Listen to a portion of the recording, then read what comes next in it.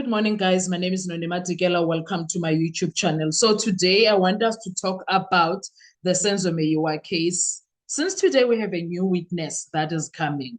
If the new witness discredits Sikhumbuzo Zungu's testimony and supports Absalom Zungu's version, the impact on the trial would be huge and mostly in favor of the defense. Here is what that would mean legally, strategically, and practically. But before we get into doing that, guys, please make sure you do not forget to like, to share, to comment, and most importantly, please make sure you are subscribed on the channel. Please make sure you are watching the videos up until the end, and you are watching the ads that are coming through. When you are doing that, you will be supporting this channel financially and in numbers. Thank you so much. I appreciate you. First thing that is going to happen if what I just said is the case, one, the state's case takes a major hit. Sikhumbuzo Zungu is one of the state's critical connecting witnesses. If another witness comes in and contradicts him, the state now has two conflicting versions from its own side, internal contradictions that weaken reliability. A witness whose credibility is now in question. When a key witness is contradicted by another witness, the court must ask which version is more probable, consistent, and supported by the objective facts. If the new witness aligns with Absalom Zungu, the court is more likely to accept Absalom's testimony as reliable. It will have no choice, the court. Number two, Absalom Zungu's credibility skyrockets. Until now, Absalom has stayed consistent, not been shaken by cross-examination, delivered his evidence without hesitation, been corroborated by documents and circumstances. If another witness comes in and supports him, the court sees him as more honest, more reliable, less likely to have fabricated anything. This destroys the state's narrative that he is lying or coached. Number three, Sikhumbuzo Zungu's testimony becomes useless. If the new witness discredits Sikhumbuzo, his evidence becomes unreliable. It may be disregarded entirely. The defense will argue his version should be thrown out. It undermines any charges relying on him. In legal terms, an unreliable witness cannot sustain any portion of the state case.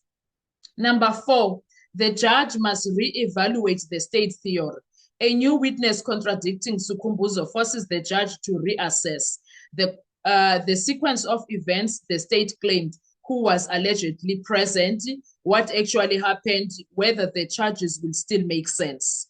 If Sikhumbuzo is wrong, lying or mistaken, then a major part of the state theory collapses.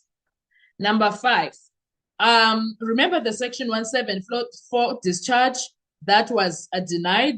Well, at this stage, it will be very much likely. If a section 174 discharge happens when there is no evidence on which a reasonable court might convict, if the state's witness is contradicted and discredited, there is no reliable identification, no consistent version, no coherent narrative, only hearsay, speculation, and contradictory statement. This makes a discharge for the accused highly possible. Number six, the defense gets ammunition to attack the entire investigation. A new witness supporting Absalom and undermining Sikhumbuzo fits perfectly into the defense theme. The state's witnesses were coached, coerced, or manipulated. That's what it's there, right? The defense will argue police built a false narrative. Certain witnesses were threatened or bribed. The real truth was ignored. The wrong people were arrested. This strengthened their overall cause. And the bottom line, when it comes to the entire situation, if the new witness supports Absalom and discredits Sikhumbuzo, then the state case is in serious trouble because their key witness is unreliable. Their narrative collapses. Defense witnesses look stronger. A section 174 discharge becomes realistic. This would be one of the most dramatic turning points in the trial so far. Do you guys understand that? Do you guys understand that?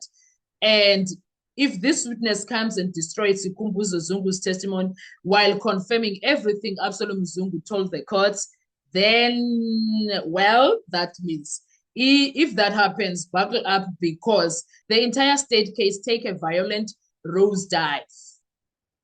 It take the roses go brr, brr, and then that's a nosedive on its own. Today, we break down the legal impact, the courtroom strategy, and what twist would mean for the future of Senzo Meyiwa trial. The collapse begins. If the new witness contradicts Sikhumbuzo, the state suddenly two opposite versions are there, two incompatible stories, one witness standing alone and another one backing Absalom.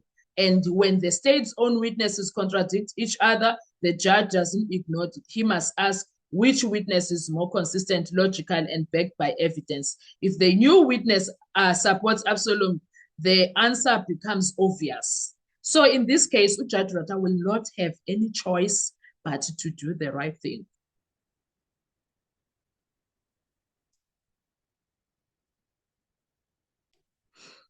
Yeah, but he will have no choice.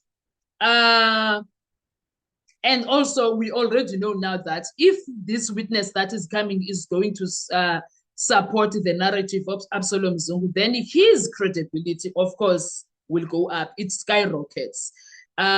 He survived. We know that Absalom Zungu survived hours of cross-examination without notes, without coaching, without whispering or backing down. Every answer was consistent. Now imagine another witness walks in and says, yes, what Absalom Zungu said is true. That's not just support, that's corroboration. And in real courts, competent courts love corroboration. So we don't care about Rata per se, we care about the truth. This immediately strengthens the defense's version of events. And Sikhumbuzo Zungu's testimony falls apart. The moment Sikhumbuzo Zungu's evidence, in fact, from its own beginning, when he was doing his cross-examination back in 2023, his evidence were already shaky. But once another witness contradicts him, it's over. His testimony becomes unreliable, inconsistent, potentially fabricated, legally unsafe to rely on. The defense will argue that his entire version should be thrown out, and they would be right. They will be right. The judge has a problem. We know that, and he is the problem also. He has a problem, and he is the problem. A new witness destroying Sikhumbuzo's testimony forces Judge Rata to think or to rethink everything. If Sikhumbuzo is wrong, lying, or coached, then the state's timeline falls apart. The alleged identifications collapse. Their entire theory of this case becomes questionable. One witness contradicted another is bad, but contradicting a central state witness is fatal. So that's why the discharge will be very territorial, because what? It gets very serious. So because if Sikhumbuzo Zungu is not reliable, then there's no credible identification, no coherent version, no trustworthy narrative, no evidence, a reasonable court can convict on. And without those, the law says, stop the trial, the accused must walk. That's what the law says. If the new witness backs Absalom Zungu and discredits Sikhumbuzo, the state's case doesn't just weaken, it implodes. This would be one of the biggest turning points in the entire Senzo Meyiwa trial. Stay tuned, because the next few days could change everything. We wait and see what's going to happen. Thank you so much. I want to hear your views. Please make sure you drop your comments in the comment section. Drop your thoughts. Let me know what you think. I want to hear from you. Enjoy your Monday. Bye-bye.